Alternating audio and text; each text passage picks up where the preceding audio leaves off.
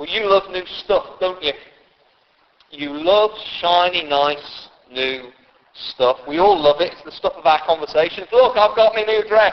Look, I've got my new car. Look, I've just freshly decorated. Have you heard about my new job? So whatever it may be, whether it's the dress, the car, it's the new job, it's the new toys, it's the new decorations, it's the new place that we've moved to that we think we just get a clean, fresh start, everything will be okay. So when you drive up past the airport, you're out on the dual carriageway and you see the new homes that are being built with all the big pictures of the shiny people who are smiling and all the families are together. Because if we just get the new home, we'll stop being sinners and it'll all be fine. New. Maybe it's a new political policy that the government are trying to pump out. Every now and again they're spin doctors say, if we just get something new out, then people will be happening. Alex, the trick of the Bible is not to go way with it, but to either read it or listen to me. Bless you. You might learn something new. Good. Okay. We even have that phrase, don't we? So what's new? Every day we have the news. It's as if we're addicted to new, something fresh, please. So if we get the new dress and the new car, we talk about it, but have you noticed how you could still have the same dress or the same new car or the same new job or the same decoration 6 months on, but you don't talk about it much, do you? It still does exactly the same things, but it's not quite good, is it? So when Wilbur, the new Ugandan pastor, was over with us, he said, Steve, I'm not going to try and do his Ugandan accent. He said, Steve, what's going on? Why is it you Brits keep buying new telly? What was wrong with the old one? Nothing. We just wanted a new one. We like new stuff. We're thirsty for something, aren't we? We want something that is new in its age. It's like fresh. I want to open the package and smell the leather, nice and new. Or I want something new in quality and specification. You notice if you get a new telly that's not as good as the last one, do you go around boasting about it like you do the new one? No. It's the increased quality, it's the higher spec. But then all of a sudden it fades, and so we go looking for the next thing, and we're frustrated, and we're still not satisfied. We are always hoping for something new. We know we're thirsty for something new, because this world is frustrated. Give me something, please, that is not disappointing, full of hurt, rejection and futility. Give me something that satisfies for the long haul, that is almost like eternally new would be good. So we're people of hope, aren't we? And every time you get something new, the sort of like little hope cells, wherever they are in your body, start getting vibrated. And, oh, new, hope, woohoo! By the very definition of hope, the word hope basically means there's something you want that you haven't got it yet, but you hope to get it. So I'm lacking it right now. So when we get something new, it's like we're looking and putting our hope in something. And the danger is, of course, that we can look to stuff in this world and think, if I just get more new stuff, or if I just get a new experience, or a new relationship, or a new place, or a new start, then everything will be okay, and we medicate ourselves on that. That's why some of you are in debt, isn't it? Let's be honest. I just want that new thing and I'll feel okay. That's why your kids nag, isn't it? I just want that new thing, please. And they're throwing a tantrum in the middle of Smith's toy shop. Of course we do the same. We try and get that momentary high, get it, and then it's gone, and we just want something else new, don't we? But here we find that one day everything will be made new. Look at verse 5. And he who was seated on the throne said, I am making all things new. Sorry, in the ESV it's got a behold, which basically means shut up, listen and take it deep within yourself. Truth to build your life upon. Behold, I am making all things new. He will make everything new. He will get what we have been hoping for. We know that there is a hole in our soul which needs to be filled. We know we live in a world of pain and injustice, and we feel it more acutely at some times than others, but we know this world is messed up. Hope will be fulfilled one day. He will take care of business. Your future, if you are one of his people, has been taken care of.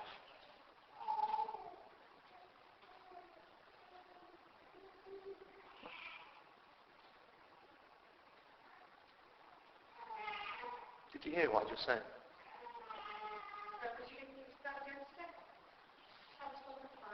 Your future has been taken care of. Have you any idea the value of that? Is there anything you wouldn't pay to know that your future is taken care of? Is there anything you wouldn't sacrifice to get it? You'll give your right leg for something new that you can't afford, but to know that your future is safe and secure and that everything will be made new and more new every single day, is there anything you wouldn't give for that? But of course we can know it here, can't we? Oh, the Bible tells us God's making all the new. And yet you just don't live in the light of it. Can you imagine what we would be as people if we were actually living in the light of this? And the reason that the churches that receive the letter of Revelation are getting told this is because they need to. It's the only way they're going to get through. Because they have got a happy life. They are up against it. They are the victims of injustice, and there isn't a legal system that will help them. They are the victims of persecution, and nobody cares. They are feeling the weight of the pressure to conform to a world that hates Jesus. The Emperor Domitian is just coming to power, and he was a psychotic nutter. Some of the Christians who received this letter were soon to be impaled on posts, and if that wasn't bad enough, set on fire whilst they were still alive, impaled on posts. Do you think they need to know that their future is going to be taken care of? Do you think they need to know that one day all things will be made new? We've waited a long time in the book of Revelation to get here, but if you switch off for these last 4 weeks, then you're nuts. Because if this is true, it needs to inform every moment of every day and every circumstance, difficulty, joy, blessing, whatever it is we face. If one day, this is as real as Jesus dying and rising again. And I talk an awful lot about the reality of that and how it is important to live on the basis of that every day, don't I? Because that's what the Bible talks about all the time. But this is held up just as much. We live in between his first coming to achieve salvation and his second coming to consummate it and make it real. And we're supposed to live really in the middle of those two things. With those two things, we're looking back and looking forward with equal vigour every day, because the moment you forget either of those two things, you forget who you are and you start to flounder in life. And you won't overcome and you won't stand firm. This, verses 1 to 8, is here. Everything is being made new. There's going to be a new heaven, a new earth, a new Jerusalem. Verse 4, the old order. And the old order means the old way that stuff has been, the old existence gone. Verse 5, I am making everything new. And he says, write it down. Why do you think he says that? Because you've got to mark it. You've got to live by it. It's trustworthy. It's true. This is real. Now the word new that's being used here is important. I need to define it for you because there's two ideas of new. And I've hinted at both of them. There's new as in time, as in this is the newest thing that I've had, the most recent, new. But then there's new in quality. So there's a newness, a different quality, a superiorness. It's been augmented. It's almost like the old thing, but on steroids. It's not frustrating, painful, evil, fading, but new, fresh, more new every day than it was before. The quality is just of a different order and type. So I just want us to see 5 things here that are made new, and each one of them should make your heart sing. The word here for new is that one of quality. It will have a resemblance to the old, but it will be of a different order, a different magnitude, a different quality. So let's quickly go through. And the first thing that we're going to see here is a new world. Then I saw a new heaven and a new earth, for the first heaven and the first earth had passed away, and there was no longer any sea. Now we have this phrase, and I've been as guilty as anybody of knocking this one around. We say we go to heaven, but actually according to this verse and to the Bible, that's a Greek and a Muslim idea, the idea of there's a split between the earthly and the temporal and the spiritual, and what you do is you make a transition from one order of living to another, and then you live eternally in the spirit. That's a Greek idea, that's not biblical. The biblical idea is God is going to renew the heavens and the earth. The heavens here are the heavens as in the sky, the earth here is the earth. There's going to be a new world order here on planet Earth. Heavenliness is coming down to earth. We will inhabit the earth for all eternity, but it will be an earth not as you know it. It will be different in order and in splendor and in quality. It will be physical. So in the new heavens and the new earth, there will be architects and dressmakers and gardeners and builders and artists. He's not after spiritual people floating around on clouds. He's got plenty of them. They're called angels. He has made body and physical as a good thing, and we will be regenerated human beings. And regenerated is not just as in physically made new, but as in us as people will be made new totally, and we'll come to that in just a second. But here's the difference. At the end of verse 1, can you see it? And there was no longer any sea. Now the sea in the scriptures is a picture of chaos, of disorder. Now sorry, this isn't, if you're like, oh gutted, I like doing surfing, there won't be any sea. No, there'll be water, don't worry. It's saying there will not be that force of chaos, threat, disorder, the big sort of stuff that washes stuff away, the stuff of storms where people sink. This world will carry no threat to our eternal joy. Hallelujah! God will have control, but the sea is a picture of the forces of chaos, won't have any power over us. There will be no threat. Nothing. Can you imagine the encouragement to those first century Christians who saw threat everywhere, whose lives felt out of control, panic, barely able to sleep at night, worried? What are they going to do to my kids? How am I going to get food? There's no rule of law. How am I going to cope? So the whole world order will be made new. There'll be no earthquakes, there'll be no loss of species, there'll be no natural disasters. Our bodies won't grow ill with leukemia and arthritis. You'll better get up the stairs without being out of puff by. It'll be great, won't it? It'll be brilliant. Matthew will be able to eat burgers and not be as fat. It'll be brilliant. It'll be wonderful. Listen, I know that some of you think you got a bum deal when God was dishing out bodies. Now, part of the reason you think that you got a bum deal is because in our world they set up cruel standards. This is beautiful and valuable. This is not. And the tragedy that we live in, and this is the pressure that us fellas I think struggle to identify, but the value and measure of a woman is so often attached to her dress size. And it would be very easy to feel as if, Lord, you've let me down. But the fact of the matter is, in a very real way, there are some people who've had a bum deal with their bodies. There are some people who have diabetes, and there are some people who are born with some sort of physical malady. There are some people who, just the way that they are wired biochemically, means that there are temptations, frustrations, and struggles that others of us don't have.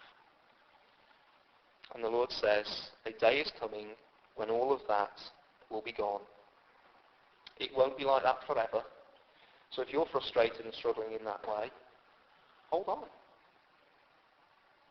God will make you new, with a newness, a quality, a difference. You will be liberated and free. C.S. Lewis tells a story, and he just puts it like this. It is a real possibility. I haven't got the quote, but he basically tells a story and says, if you were to bump into your future self and see your future self in strength, in dignity, in eternity, you would be so overawed by what you saw that you would be tempted to worship it. Can you imagine that? I mean, Nathan, look at him. Look at the state of him. But if I bumped into future Nathan, I'd be like, oh, Nathan. That's what God's going to do. Because God is going to make things new. A new world. What it looks like, I don't know. I haven't seen the blueprints for the plans, but all I know is when the bulldozers move in, wow. Wow. Qualitatively different. This is Tesco bran flakes that my mother-in-law affectionately calls Tesco floor scrapings compared to caviar. That is the qualitative difference we're talking about. A new world. And that's all we're told about the geometry and the geography and the blueprints, because the focus of the rest of it is not on the blueprints, but on the relationships that are there. So secondly, not only do we get a new world, but verse 2, we get a new you. And ain't that about time? Verse 2, I saw the holy city, the New Jerusalem, coming down out of heaven from God, prepared as a bride beautifully dressed for her husband. And that's why we love apocalyptic language, because it can mix its picture. So here, try and picture this one in your mind's eye. A city coming down out of heaven wearing a dress. You try picturing that one, and it's going to give you sort of brain ache. Okay? What's the point? Well, we found already plenty about cities in the book of Revelation. A city, there is the one city that hates God, the harlot, the prostitute, and then there is the city of God, which is God's people. This is not a physical city floating down through the clouds. This is an image, God's people pictured as a city. So that's the symbol. It's a picture language. It's not a physical city. It is a picture, a city, God's people, wearing a fancy, nice dress. And sometimes you get a little bit run down, you get a little bit worn out, and you get a little bit you haven't been sleeping very well, and somebody will comment to you and say, oh, life hasn't been good to you. You're a shadow of your former self. But if you're a Christian and you know Jesus, you are currently, when you are at your best, a shadow of your future self. And this time I'm not talking about physically.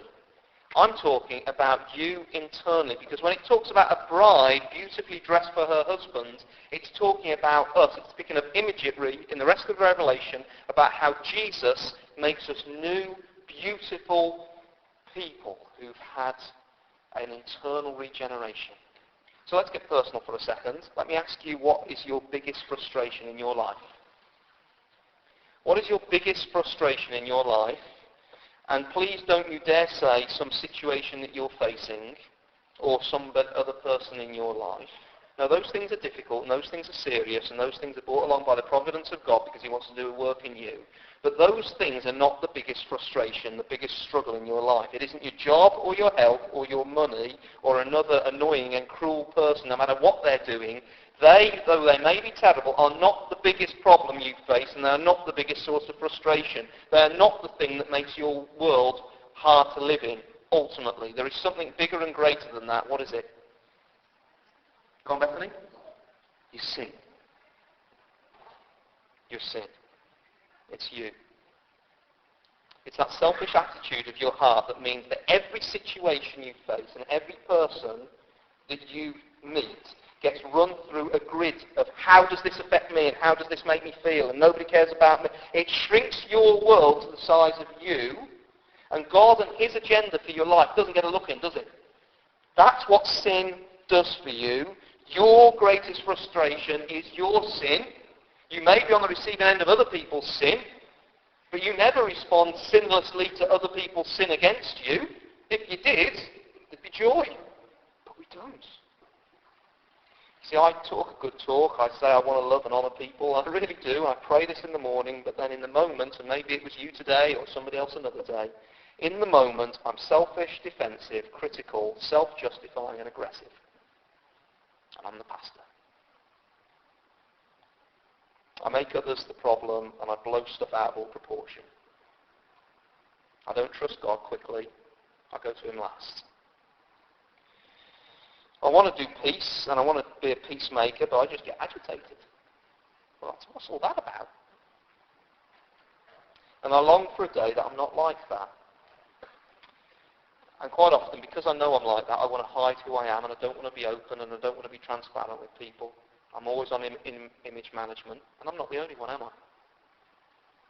We're all just the same. I long for a day when I can be who I am without fear of letting myself down and letting other people down. Without spot on me, no failure sticking to me, no selfishness to ruin my life and others.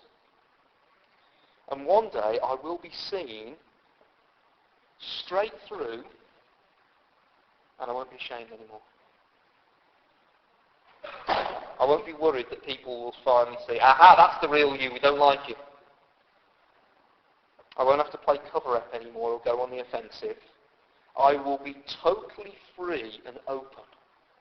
What a feeling that will be. Won't that be amazing? To be like that. Nothing I have thought or said today, and you've thought and said an awful lot of stuff today, but none of it would I mind being shouted out from the front of this building. And already you're getting the nerves like I have the thought of that. Oh, please don't let them see what I'm thinking about, what I really think of them.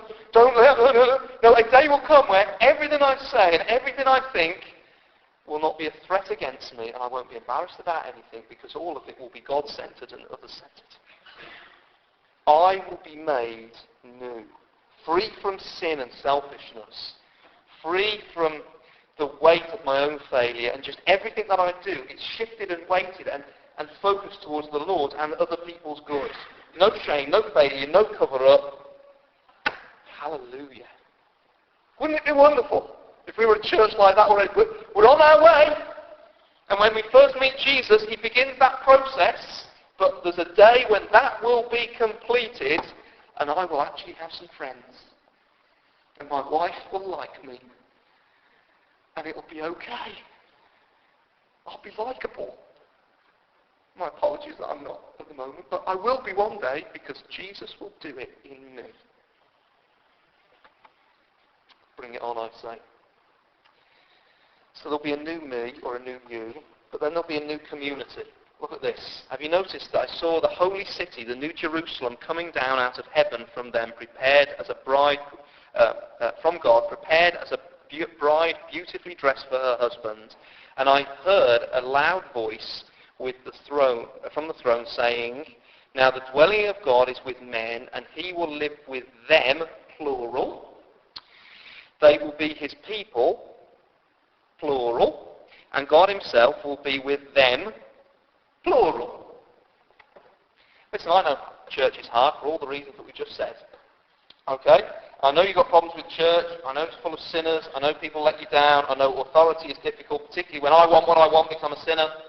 I know all of that is difficult. And sometimes you say, Lord, I don't mind being put with the church, but just not with that one. Can I just politely say, and Jesus would say the same in the light of this, in terms of what his priority is, I just need to politely say, get over it.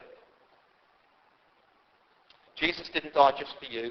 He died for his people. We invest in one another because Jesus died for us as a family together. And our church family is at the centre of God's purposes. He has a big church universal, and in his wisdom, he said the best way for me to lead and guide my people is to put them in local gatherings that in some way reflect that one. So don't you dare to come treating this as a cinema or a club that you can be a part of, because that is not what God has called you to. He has called you to a tight family. One where it's not just you and Jesus. No, he actually says that if it's just you and Jesus, there's a real possibility you might not really know Jesus, because anything Jesus is involved in brings in new community. Now, we love to talk about community. It's really popular. We see the dissolution of community around us all about. But we love to talk about community until we have to live in it or invest and make it. And then it gets hard, doesn't it? But let me reinterpret that for a second. Let's interpret it this way. Under the hand of a providential God who doesn't make mistakes in who he bumps you up against. Your relational trials are not to be avoided. They are not a sign of his absence, but a sign of his presence getting you dressed up for that day. If you go and lock yourself in your room away and do what you jolly well please, are your rough edges going to get bounced off? Are you going to have to step out sacrificially and be patient and loving and kind? No. At the heart of God's intention will be a qualitatively new community who are together, proud of it, and love it. That's who we all will be if we know Jesus. That's our destiny. And he says now, church, begin that now. Be together. So it does matter if you don't come. It does matter if you don't pray for each other. It does matter if you don't do life together. It matters because Jesus says, this is what I died for. This is what I'm doing.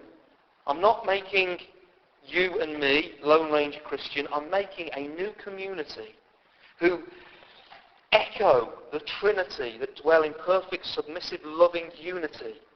I'm going to make a people like that who just give themselves for each other even though it's difficult to do.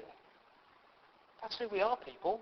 Now just have a quick look around the room. I know we sort of don't like doing it all, don't want to catch anybody. I'm looking at all of you. Right? This is who God's given you. Stop moaning and get on with it. Love the people that you're a part of. Love them. Pursue them. Invest in them. Build into them. Have the same ambition for our church family as Jesus has for you, which is that you grow in grace and knowledge of God and you honour Him, and everybody else around looks, I don't know what's happened there, but it's something miraculous. If it was easy for us to get on, would it be a testimony to God's power? No! He is making a new community, and on that great day, it'll be awesome. You won't want to miss that party.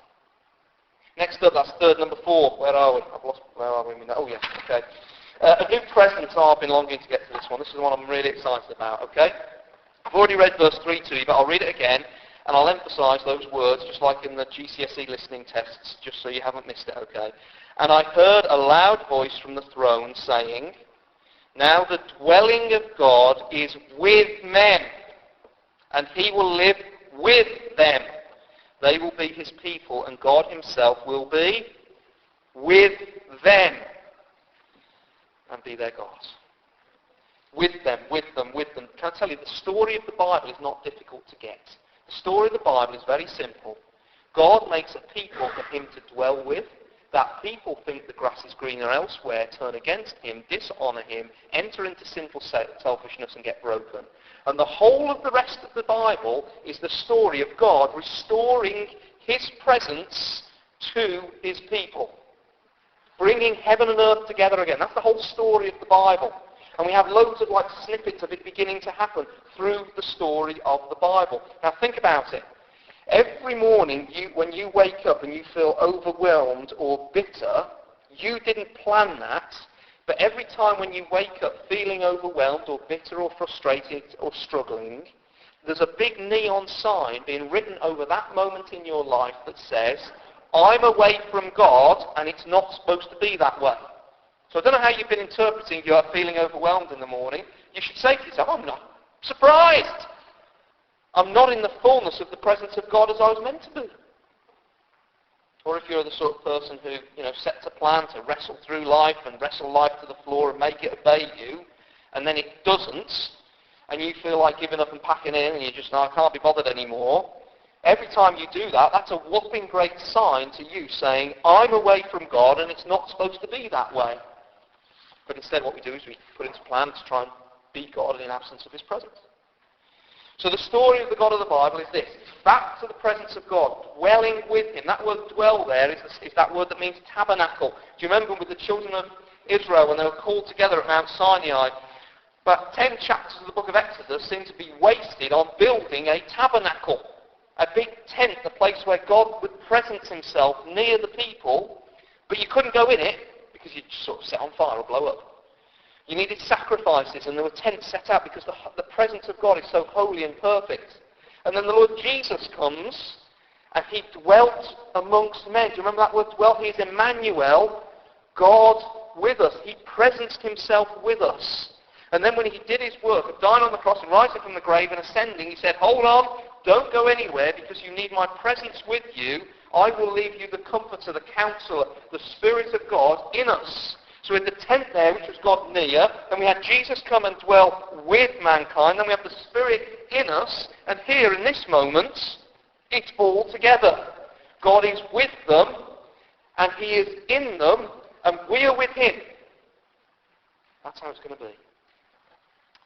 Can I tell you, it won't be boring.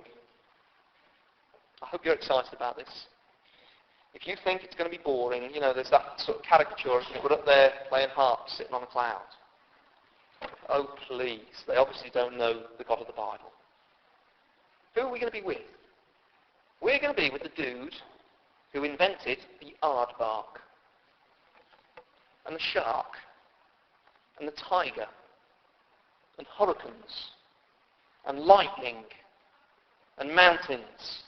He is the ultimate extreme sports dude, isn't he? Do you think you're going to be bored? No. I will be perfectly contented with him. He's the one who invented music.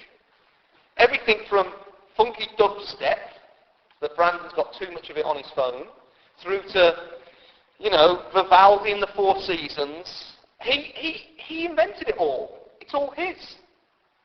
He was the one who invented taste buds. Aren't you glad of taste buds? I'm dreading getting old in case my taste buds start to give way. Taste buds are cool, but imagine being then when my taste buds are being made new. So my taste buds are pretty cool now, but then when I get there and they're sort of cranked up, if they were cranked up to that level that they will be, what they will be then, if they were cranked up to that now, and I'm eating a burger, it would be too much. I'd just pass out.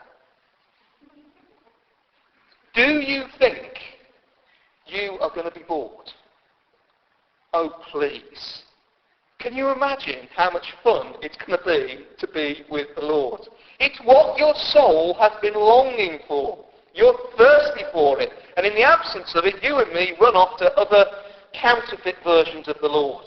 So we'll chuck ourselves into our job and our stuff and our food and our parties, and we'll go base jumping, and we'll try and get a snippet of Godness.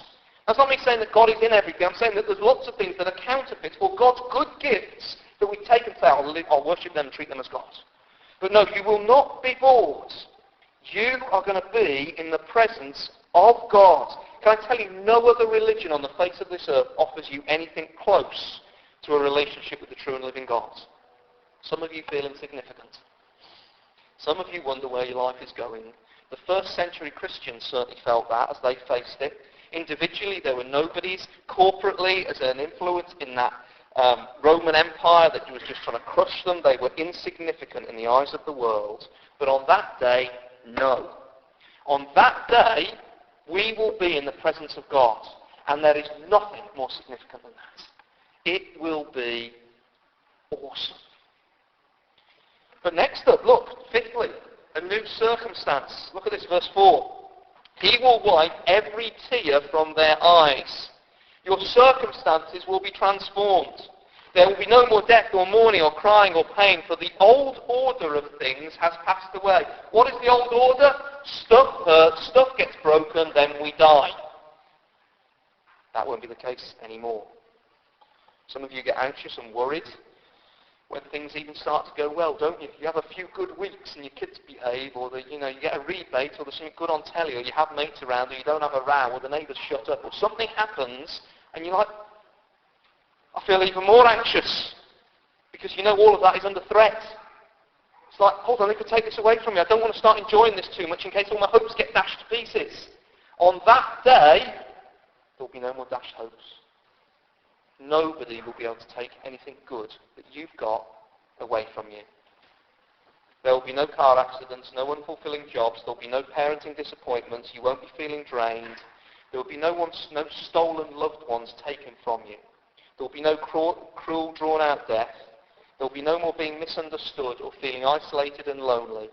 There will be no more tumours, there will be no more gossip, there will be no more deceit, bullying will be done with, injustice will be been righted and won't be able to hurt us again, persecution will have been a thing long forgotten. I will be perfectly content in having everything that I've got because I know it's what He wants for me. And I won't waver in that. Imagine being perfectly content, satisfied, not thirsty anymore. Now that makes one heck of a difference now and in the future. So if you're somebody today who is feeling lonely, can I ask you to hold on, because loneliness will one day have had its day. If you're somebody who is bereaved and aching, can I tell you that that soon will have had its day. If you feel anxious and you know that you're prone to just see a threat round every corner, can I tell you that will soon have its day. If you're tempted to try and get your jollies now and deny Jesus' claim on your life and just live as if there's no future, hang on. Hang on. Do not be counted amongst verse 8, which is the cowardly and the faithless. Those who turn back from Jesus, people who have been near the blessings of church, who've even named Jesus as their Lord, but they've turned away to live for the things of now. If you feel jealous of people here on planet Earth who live in TV land or drive around in fancy cars or seem to have power now, don't be jealous of them, because one day their day will be done. If you feel insignificant, you are about to inherit in just a few years, or even tomorrow if the Lord calls you back, you are going to inherit the earth. You are not insignificant. If you're suffering injustice and wonder how much more you can hold on, then the message of Revelation is, hold on. One day at a time. Hold on. Because the Lord is making everything new. Oh, not fast enough from our point of view, but He's making everything new. Can I ask you what has caused you tears? What has caused you tears, even in the last week? In this existence now, before He makes all things new, there's a sense in many of those things that have caused us to have tears. You can't wipe them away. There are things that happen now that for the period of this life leave scars and affect us. Now the Lord can come in and He can make new and He can restore and redeem, but in the days of this life, they will still mark us, but not forever. So hold on. A point will come where all our tears will be swallowed up in comfort, the comfort of God. Do you believe that? How can I know? How can I be sure? How can I bet my life on this? Answer, verse 6. He has said to me, it is done. Does anybody recognize those words? It is finished. It is achieved. It is accomplished. Who shouted those words? The Lord Jesus. The way we can know that the future is safe is because we know that Jesus has already done and achieved it. Do you remember when He came? And suddenly, He was making things new. So in Mark's Gospel, the storm was raging, the sea was bellowing, and Jesus stands up and goes, hush! He has power to make new, redeem and restore the creation. And then next after that, they go along with the disciples, and there they are with this demon-possessed fella. He was ripping himself and cutting himself, and chains could not hold him, and Jesus, at a word, puts him into his right mind. The Lord Jesus, when He was present, got rid of all that was evil and broken. Then there was the woman who needed, she'd suffered, hadn't she? 12 years of fruitless medical care. She'd got bleeding, she was ceremonially unclean, and she was cut off from being able to be amongst God's people. And just at a touch, she came and touched Jesus, and in that moment she got her life back, because He was there and present. And then, of course, next up there was the little girl. Death had got its talons into her. She is dead, but wait. And all He needed to do was go to her and say, Talitha cum, little girl, I say to you, get up. And that voice that wakes the dead did it like that. And she's eating and having food with her family before the day is done. You see, that was done. And that same King, that same Lord, who brought heaven on earth with His presence there temporarily as a picture of the future, went to a cross to pay the price of sin, to break the power of sin, and as He did it, He didn't say, Lord, they've achieved it. He said, it is done because I've done it. All of this making new is done by Jesus. He got rid of the old order of things, then we're just waiting for the consummation then. So your earthly inheritance may not be much, but what Christ has won for you is huge. You don't really have to do much to get it. Just hang on to Him, stay faithful to Him, and die. And it's yours. I think we can manage that, can't we? We can pull that one off. Are you thirsty? Of course you are. You want newness? Of course you do. Where are you going for it? Where are you going for it? Look to that great day. He's coming back, you know. Let's stand together and sing.